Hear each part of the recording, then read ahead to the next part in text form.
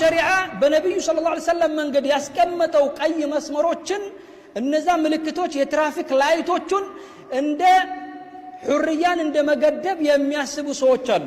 ይሄ ለነሱ መልእክት ነው። አንድ ትራፊክ ምልክት አደረገ በዚህ ጉድጓድ አለ ብሎ ካመላከተና አስፋልት ላይ በ120 ስፒድ እየሄድክ ስታገኘው በደንብ ስፒዱን ተቆጣጥረህ ስትይዘው በዚህ ጉድጓድ አለ ማለፍ አይቻልም የሚለውን ስታይ አቦ እነዚህ ሰዎች ሰብአዊ መብት ያከብሩ ዲሞክራሲ ያላቸው ምን ይባላል? ልክ እንደዛ ነው ይሄ። وفرقوا بينهم في المضاجع ወንድምና እህት በአንድ ላይ እንዳይተኙ አደረገ። እንዳይተኙ አለ። ለምን?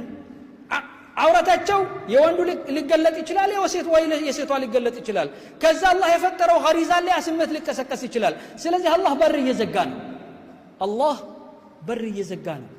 ይሄንን የሚያውቁ ሴቶች ምን አሉ ይላል? ቃለታ ላ ነስቂ ሐታ ይስድር الرعاء አያ ያፍዕህ የመሪአክ ከተ ያንፈና ከዚህ ገለል እስከሚሉ ድረስ እኛ አናጠጣም አሉ። አንቀላቀልም ማለታቸው። ወአቡና ሸይኹን ከቢር ሌላ ምክንያትም አቀረቡ።